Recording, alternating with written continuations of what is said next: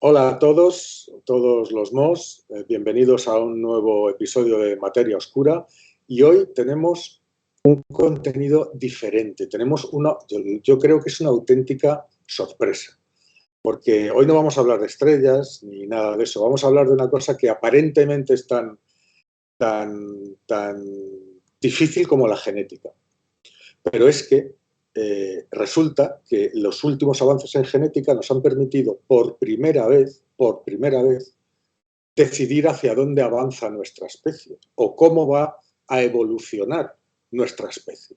Y eso quiere decir que Homo sapiens, tal y como somos ahora, es posible que desaparezcamos y que hayamos sido nosotros los responsables de nuestra desaparición y de la aparición de una o más especies herederas de lo que es Homo sapiens. La pregunta es, ¿está Homo sapiens empezando a desaparecer? Y para responderla tenemos a José Antonio Ruiz. José Antonio Ruiz ha hecho un trabajo extensísimo, que lo ha publicado en forma de libro, que se llama El último Sapiens. Para el que lo quiera, porque es un libro, desde luego, magnífico, está publicado en la esfera de los libros, ¿no? Bueno, él es un periodista, pues como yo, ¿no? Ha sido jefe de informativos de la SER, ha trabajado en la BBC, ha trabajado en muchos sitios y además es asesor político. ¿Sabéis? Esas personas que salen en las películas, que escriben los discursos de los presidentes y de los ministros. O sea que tiene una enorme formación y ha dedicado mucho tiempo a pensar en este problema. Ha hablado con los mayores expertos que hay precisamente sobre este tema, sobre este último sapiens. En su libro nos apunta una posibilidad tremenda. El primer representante de esa nueva especie humana es posible que haya nacido ya. Y vamos a hablar, ya sin más introducción, con José Antonio Ruiz. ¿Qué tal, José Antonio? ¿Qué Muchísimas tal? Muy gracias agradecido, José por Manuel, por estar la aquí. invitación. Es un honor tenerte con nosotros. Dinos, ¿hacia dónde nos dirigimos? ¿Hacia dónde estamos yendo? Mira, empiezo si quieres con una frase de Sabina. Tiene un parrafito que dice, y yo lo adapto al último sapiens, al Homo sapiens probablemente le quedan de vida, de existencia, lo que duran 2 hielos de whisky dentro del whisky on the rocks. Los peces, decía él. Eso es, 2 peces. Sí, probablemente, a ver, la secuenciación del genoma humano y el perfeccionamiento de las técnicas de edición génica está marcando ya de hecho un antes y un después en la historia de la evolución. Es una verdad indubitada que la secuenciación del genoma humano y la edición de embriones humanos es, yo te diría que con toda probabilidad, la decisión más importante que tiene que adoptar la humanidad desde el origen del hombre. Es el momento, el profesor Izpisua dice que es una decisión hoy por hoy inaplazable. No se sabe quién tiene que tomar esa decisión porque no hay una instancia mundial autorizada, entre comillas, para tomar esa decisión. Pero es el momento de no demorarlo más, porque como lo demoremos, esa decisión será a toro pasado y las consecuencias nos van a sepultar como si fuera un tsunami. Es el momento de decidir los pros y los contras que puede tener la manipulación génica de embriones humanos. Es la cuestión medular de la que parto como hipótesis de partida, de inicio, en el último sapiens. Por primera vez en la historia de la humanidad, el hombre, como has dicho tú, está en condiciones de alterar deliberadamente el curso de su propia especie. El problema es que no se trata de una cuestión de ciencia ficción. Es ciencia pura y dura y, si me permites, ciencia o medicina translacional. El paso de la investigación en el laboratorio, la investigación biomédica, a la investigación aplicada. Déjame que dé dos pinceladas para que nuestros espectadores entiendan perfectamente. Entre los muchos avances que ha habido en el campo de la genética, podemos destacar dos, ¿no? Hace unos cuantos años se secuenció el genoma humano. El Eso. genoma humano es una copia del ADN que está dentro de todas y cada una de nuestras células. Es el libro de instrucciones que nos hace, o sea, nuestro manual de instrucciones interno, ¿no? Lo que dice dentro de ese genoma va a determinar si somos altos, si somos bajos, si somos rubios, si somos morenos, si vamos a tener esta enfermedad o vamos a tener la otra, si vamos a ser muy listos o muy tontos, si vamos a tener los pies grandes o pequeños, todo. Bueno, pues eso está leído y descifrado. Pero es que más recientemente se ha puesto en marcha una serie de herramientas genéticas que por primera vez permiten un corta y pega. Es decir, por primera vez son las técnicas CRISPR. Son como unas tijeras genéticas que te permiten cortar un trocito de esa secuencia y llevártelo y ponerlo en otro sitio. Es decir, en el genoma de otro, a lo mejor un trozo de un genoma de una persona en otra o de un animal en una persona. Tú puedes hacer un rompecabezas con todo eso. Eso es lo que abre unas infinitas posibilidades. Y ahora hablamos con José Antonio, porque claro, la razón de base es la salud. Hay miles y miles de enfermedades genéticas que se pueden curar, pero hay otras cosas, ¿no? José Antonio, ¿qué significa la manipulación genética en línea germinal? Porque no es lo mismo hacerlo en células diferenciadas que en gametos. Ahí es donde está la clave. La clave y la polémica hay que centrarla en eso. En el cuerpo humano tenemos, para entendernos, yo no iré más allá de lo que creo que tengo que ir, como has dicho tú, soy un simple periodista que ha hecho un ensayo periodístico que tiene mucho que ver con la ciencia y con la edición génica. A ver, en el cuerpo humano hay, resumiendo, y cuando resumimos así, simplificamos, asumimos el riesgo del error, de la generalización. Células somáticas y las células germinales. Las células germinales, que también se llaman células inmortales, son el espermatozoide y el óvulo. Cuando un manipulador genético, por entendernos, lo que hace es utilizar, por ejemplo, esa tijera molecular CRISPR que tú has hecho mención, lo que hace es cortar frecuencias de ADN. No se corta y pega. Vamos a hacer una extrapolación con la edición de un celuloide. Imaginaros una sala de montaje cinematográfica. Se corta y pega trozos de celuloide, la antigua película de 35 milímetros. Pero ¿qué pasa en la edición génica? Que no se corta trocitos de película, se cortan secuencias de ADN. De ahí la posibilidad de que entrañe un error el corta y pega. No es tan fácil, es mucho más fácil decirlo sobre el papel, la teoría, que la práctica. ¿Eso qué quiere decir? Que como es un riesgo que hay que asumir hacer una manipulación de frecuencias de ADN, lo que puede salir de ahí, bueno, cualquiera sabe. Yo retrotraigo. La mayoría de los científicos que se dedican precisamente a la edición génica, y en este caso estamos hablando de la línea germinal, lo que dicen es cuidado. Conocemos, como tú has comentado, la secuenciación del genoma humano hace ya una veintena de años, pero todavía a día de hoy no conocemos el lenguaje de las células para entendernos cómo se comunican entre sí las células, con lo cual el margen de error es todavía demasiado grande. Nos exponemos a cometer o una aberración o un simple error, pero ¿cuál es el problema? Que ese error, como se manipula la línea germinal, determina que lo que nace ya no es un Homo sapiens, es un Homo de otro clado, de otra estirpe. Quiere decir, es una especie diferente a la especie sapiens. Ese es el riesgo y, de alguna manera, es el gran problema que tenemos encima de la mesa y que tenemos que solucionar. Porque, como tú también has dicho, con la edición génica, ¿qué resolvemos? Pues podemos hacer frente a enfermedades devastadoras, hoy por hoy incurables, muchos cánceres. ¿Por qué? Pues porque directamente erradicamos la enfermedad. Vuelvo a decir, es mucho más fácil decirlo que hacerlo de facto en la práctica. Pero ¿qué podemos hacer? Equivocarnos en ese corta y pega con la tijera molecular o con cualquier otra herramienta de manipulación génica y crear, pues, por ejemplo, un monstruo.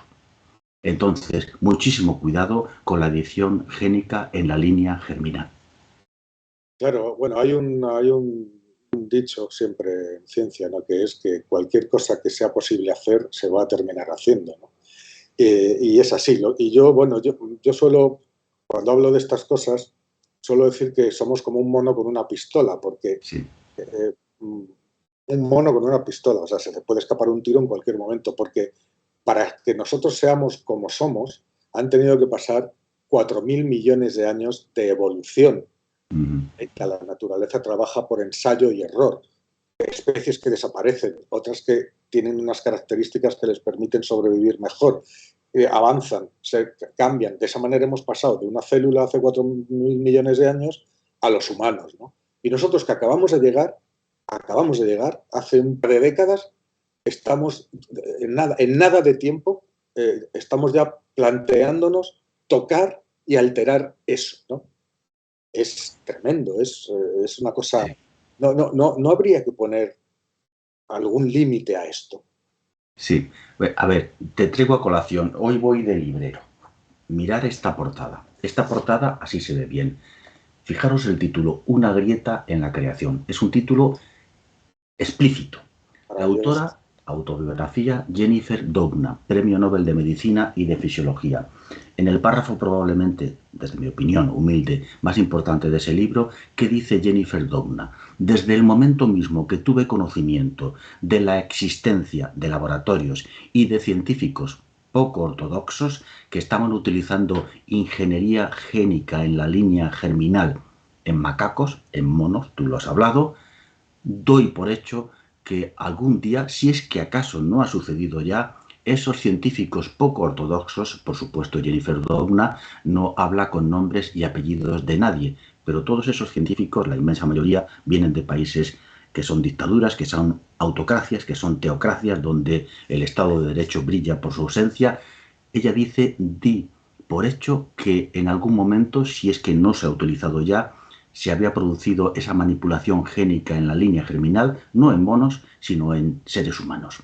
A ver, es muy duro esto que está diciendo, pero que lo diga una científica, que no lo diga un periodista como nosotros, que al final lo que estamos haciendo es probablemente afirmaciones un poco gratuitas. A mí como periodista tampoco es que me gusten las especulaciones, las conjeturas, las suposiciones, pero lo que está claro es que si una premio Nobel reciente, hace 2 años, afirma que, uy, qué miedo tengo yo mismo, que algunos de mis colegas científicos que tienen, para ser un poco amables con ellos, unos términos éticos y unos principios y unos valores, Ah, vamos a decirlo, en fin, un poco regular, esto doy por hecho, yo personalmente doy por hecho que ha sucedido ya.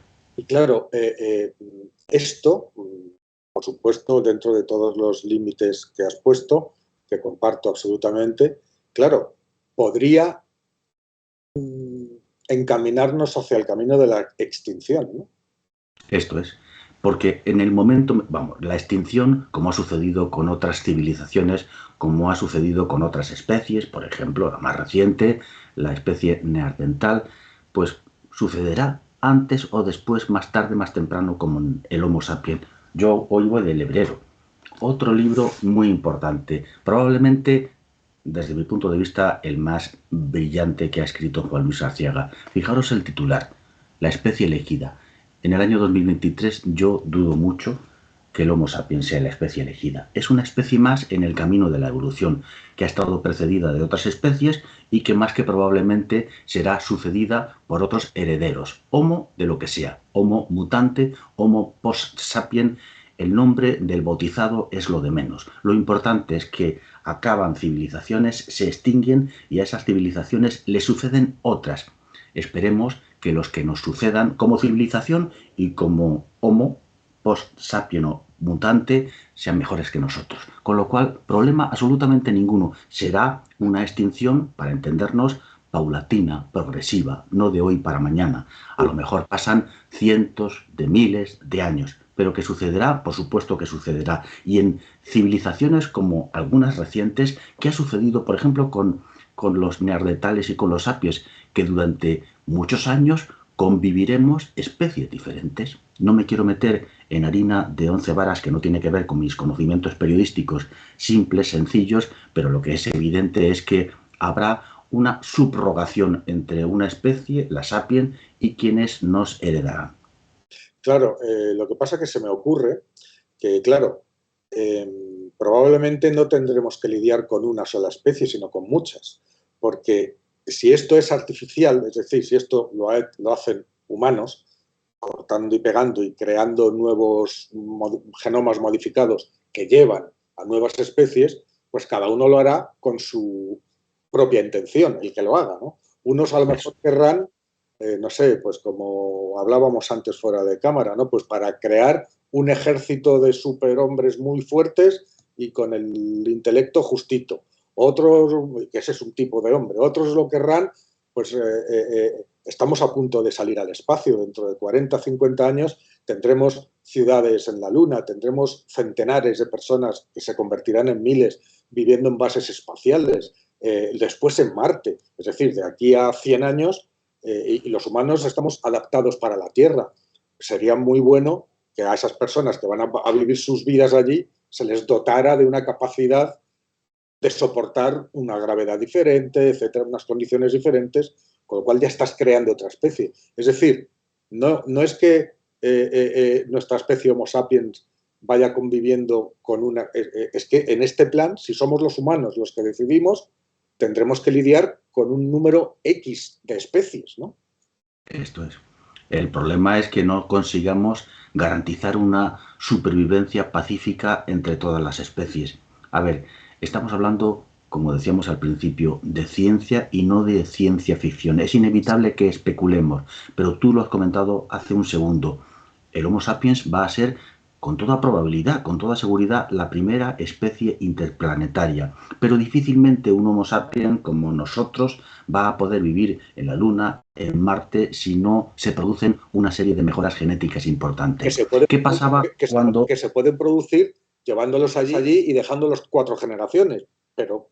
Probablemente si sobreviven. Claro. Si sobreviven a las radiaciones el primer día, el primer segundo.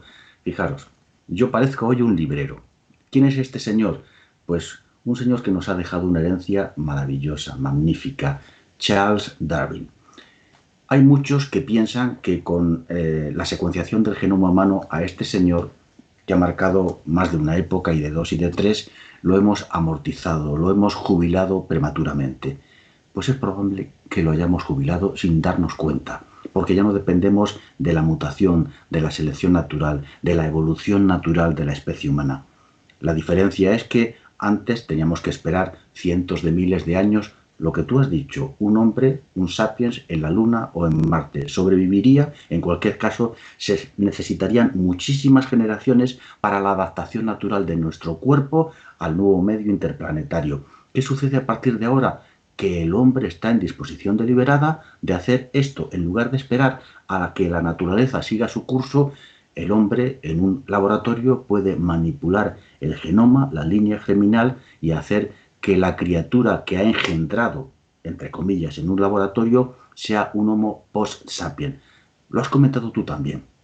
Podemos, una probabilidad, llevarnos por delante enfermedades devastadoras, hoy por hoy muchas de ellas terminales. Nos podemos cargar también, entre comillas, las 10.000 aproximadamente enfermedades monogénicas existentes. Monogénicas quiere decir, para entendernos, que afectan a un único gen. La mutación, el error genético afecta a un único gen. ¿Por qué se empieza por ahí? Porque es más fácil también pues, llevarnos por delante ese error de la mutación genética.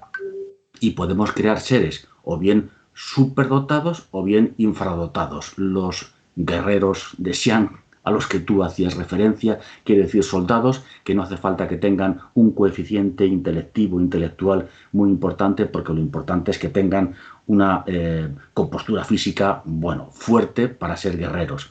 A ver, las posibilidades, si os dais cuenta, que hay encima de la mesa es una indiscutible. Si la edición génica sirve para erradicar enfermedades, perfecto. ¿Quién va a poner un pero a esa posibilidad de la manipulación génica? Probablemente nadie. Pero, y si hablamos de mejoramiento para otras cosas, ahí está la madre, para entendernos también, la madre del cordero.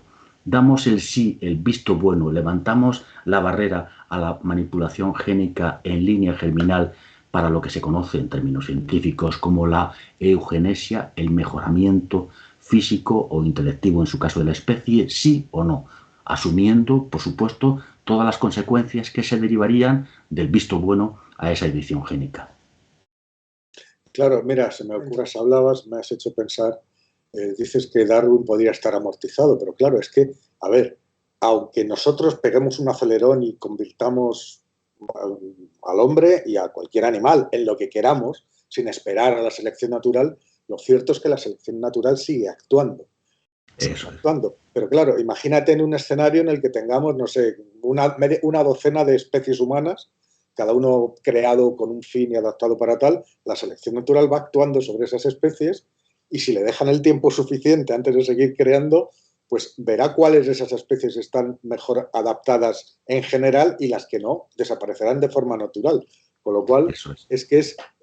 nosotros lo que hacemos es pegar el acelerón, pero con el tiempo suficiente la naturaleza, la selección natural, volvería a poner todo en su lugar, ¿no? Bueno, pero estamos yéndonos muy lejos. Pero fíjate, José Manuel, esto que dices tú es muy importante. La política china del hijo único, 30 años.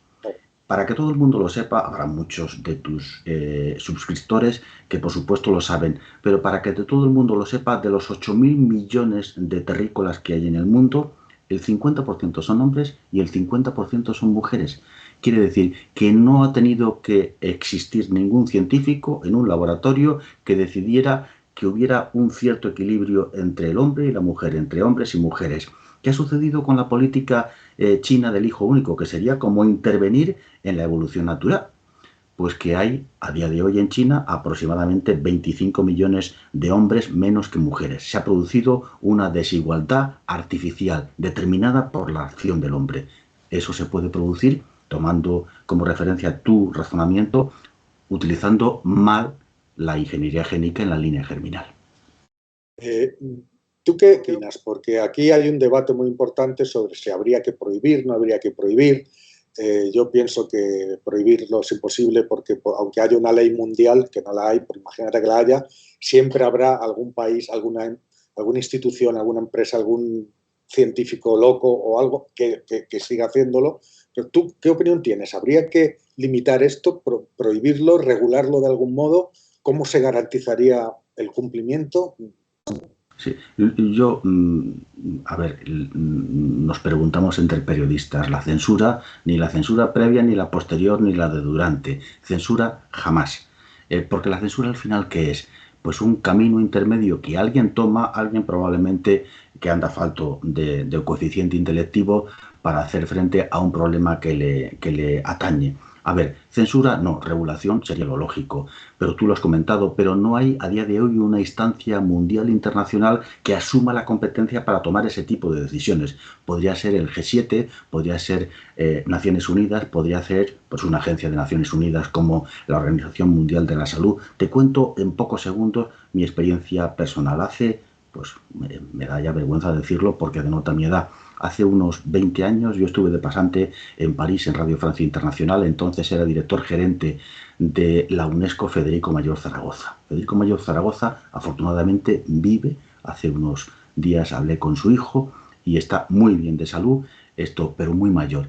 ¿Qué hizo Federico Mayor Zaragoza? Él es bioquímico, pues convocó una reunión internacional extraordinaria en París, a mí me pilló allí entonces, para, de alguna manera, redactar un código ético de principios y valores que regulara, y ya lo vislumbraba hace 25 años, los pros y los contras, los beneficios y los perjuicios que se iban a derivar de lo que estaba por venir, que ya está con nosotros, que es la manipulación génica en la línea germinal. La regulación está. Tenemos que avanzar en los detalles. En 20 años, pues como tú has comentado al principio de esta conversación que tenemos, en 20 años se ha secuenciado el genoma humano. Es un acontecimiento histórico. Probablemente si eligiéramos 5 de las grandes noticias científicas de la historia de nuestra era, una de ellas sería, a buen seguro, la secuenciación del genoma humano, ¿vale? Pero se han producido una serie de avances en materia biomédica.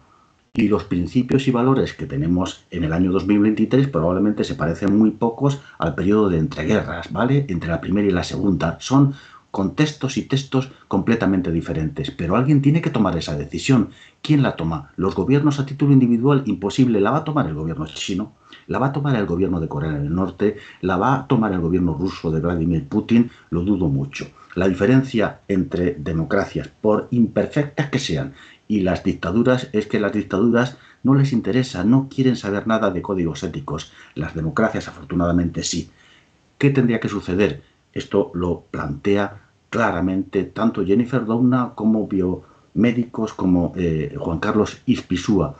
Es inapazable que los gobiernos, los estados o las instancias internacionales a día de hoy, desgraciadamente solo Naciones Unidas, se sienten, tomen en serio la cuestión que está encima de la mesa y decidan pros y contras. Y eso pasa no por censurar, resumiendo, sino por regular lo bueno y lo malo. Pero tú lo has dicho también al principio. Aunque lo regulemos, habrá científicos, como apuntaba Jennifer Doudna, como sucedió, pues como va a suceder también con la inteligencia artificial, ¿vale? O con la energía atómica, que los mal utilizarán. Es inevitable y tenemos que asumir los riesgos y las consecuencias que va a suponer el visto bueno a la manipulación génica. Claro, lo que pasa es que esto tiene una diferencia para mí, ¿no? O sea, si tú haces un tratado internacional o mundial, el de no proliferación de armas nucleares, por ejemplo, ¿no? Y va un loco y se empieza a construir armas nucleares en un país, que lo tenemos, ¿no? Todos pensamos, puede ser Corea del Norte, ¿no?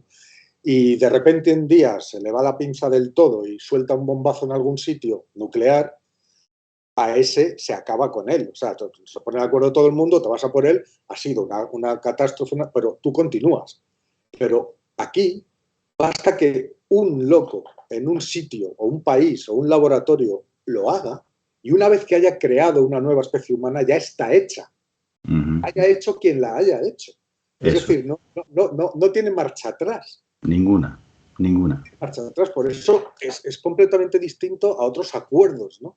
A otro tipo de Eso es. acuerdos mundiales, porque no se le pueden poner puertas al campo, es imposible. Necesitaríamos no el gran hermano, necesitaríamos más todavía que el gran hermano para Sí, poder controlar eso, ¿no? sí, Por eso yo pienso que es muy complicado y que eso, si se puede hacer, se hará y que sí. tenemos, lo que tenemos más bien es que prepararnos a ver cómo lidiamos con eso. Claro. No como lo... A mí me entra la risa, José Manuel, el debate también está encima de la mesa en materia de inteligencia artificial. Sabemos todos que hace tan solo unas semanas, pues una serie de, más que científicos, porque científicos había pocos, aunque los hay también, pero sobre todo grandes corporaciones que se dedican precisamente a investigar en materia de inteligencia artificial, han decidido coger el balón y darle una patada hacia adelante, firmar o comprometerse una moratoria de X meses, como sucedió hace unos años con la manipulación génica en línea germinal, para ver si entre hoy, mañana o pasado decidimos qué hacer con la inteligencia artificial. A mí me parece, a mí me entra la risa personalmente, o sea, y sobre todo me entra la risa del discurso hipócrita de que son precisamente los que están más avezados, más avanzados en materia de investigación en inteligencia artificial, los que lanzan la señal de alarma y dicen que vamos a poner el freno durante X meses para ver cuáles son los riesgos que entraña la investigación en inteligencia artificial si nos pasamos de la raya. A mí me parece irrisorio, no es el camino es tomar una decisión ya y empezar a regular poco a poco pero sobre la marcha, pero no en cualquier caso adoptar. A ver, el profesor Guillén en el prólogo del último Sapiens dice más o menos literalmente que los censores nunca han salido bien parados en la historia de la humanidad. Cierto. De todas maneras, fíjate que en los últimos tiempos, ¿no? Hemos identificado una serie de grandísimos problemas con los que se enfrenta la humanidad como conjunto, ¿no? Fíjate el cambio climático, ¿no? Mira, la inteligencia artificial, que está considerada también como por muchos como un peligro que va a acabar con nosotros, ¿no? Esto, que es de lo que estamos hablando hoy, ni más ni menos que fabricar a la siguiente especie en detrimento de la nuestra que se puede acabar extinguiendo debido a eso, me parece exactamente de la misma importancia. Es decir, nuestra sociedad se está enfrentando a una batería de retos que vienen desde distintos lugares, ¿vale? Y que están poniendo en jaque la continuidad de nuestra propia civilización. Imagínate, si todo sale mal, tendríamos una inteligencia artificial dejándonos idiotas, tomando todas las decisiones y exterminando a quien le dé la gana. Cada uno hace lo que quiera en los laboratorios y tenemos humanos a medida para cualquier tipo de trabajo o tal. Y encima, en un mundo devastado por el cambio climático, prácticamente con grandes zonas inhabitables, sin especies, o sea, acabaríamos. Sería el final de la civilización, ¿no? Sí. Nosotros estamos en ese punto, yo creo, que si conseguimos superar esto, tendremos un horizonte despejadísimo con unos avances inimaginables por delante. Pero es complicado, es muy fácil que caigamos en el intento. Sí, pero tú también lo has comentado antes. ¿Cuántos años hace, yo no recuerdo la fecha, de la firma de los tratados START, de armas estratégicas? Yo recuerdo, fue en tiempos de la perestroika, Rusia, ¿vale? Estados Unidos se sientan y firman un tratado de no proliferación de armas estratégicas nucleares. Han seguido fabricando armas nucleares todos los países, democracias y no democracias, más o menos civilizados, más o menos con la cabeza en su sitio, por supuesto que sí, pero el hombre, y yo tengo esa esperanza a la que tú haces mención, será lo suficientemente lúcido, lo suficientemente equilibrado para tratar de hacer frente a los contras y tratar de ponderar de alguna manera los beneficios que acarrean, lo que no deja de ser estos beneficios para la humanidad, la inteligencia artificial perfectamente utilizada en beneficio de la humanidad. La energía atómica, exactamente lo mismo. La manipulación génica quiere decir la secuenciación del genoma humano, más hallazgo científico que la secuenciación del mapa de nuestra vida, imposible de imaginar. Lo importante que es la lucidez del ser humano para ser consecuente con la buena utilización de estas innovaciones, de estas herramientas que no son más que un paso adelante en la humanidad. A ver, ¿qué sucedió en la Revolución Industrial? Me voy incluso más atrás, la utilización del fuego, la invención de la rueda. Siempre que ha habido un cambio de hoy para mañana, pero tan extraordinario, ha habido dudas. Inevitablemente hay dudas. El problema es, primero, que no sepamos resolver, hacer frente a esas dudas con soluciones para amortiguar las consecuencias negativas y segundo, que se nos vaya la cabeza, con perdón, y hagamos un mal uso de esas innovaciones, en este caso tecnológicas o biomédicas. Ahí está la responsabilidad. Si no somos capaces de eso, será que la civilización de nuestra era no tiene derecho a continuar y que el Homo sapiens, por mucho que nos guste, tampoco tiene la entidad suficiente para sobrevivir a sí mismo. Ningún miedo. Una pregunta. ¿Por qué piensas que el hecho de, y la gravedad y la importancia que tiene la manipulación del genoma humano, ¿no? ¿Por qué no está en la calle? ¿Por qué no forma parte del debate social como sí forman los otros grandes desafíos, ¿no? La energía nuclear, el cambio climático, la inteligencia artificial? ¿Por qué no está en el foco del debate social?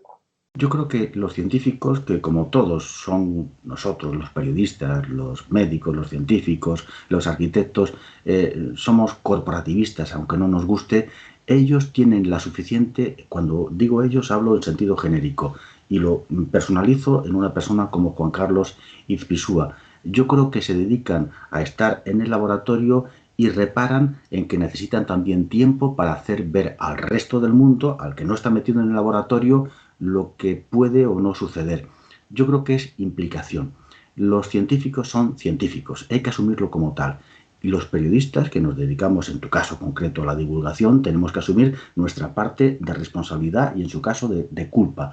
Yo creo que, porque esta sociedad, el libro antes que te mostraba la portada de La especie elegida de Juan Luis Arzuaga, yo sigo diciendo, dudo mucho que seamos la especie elegida. A veces da la sensación de que contravenimos nuestros propios dogmas y no demostramos con hechos de facto que tenemos 3 dedos de frente.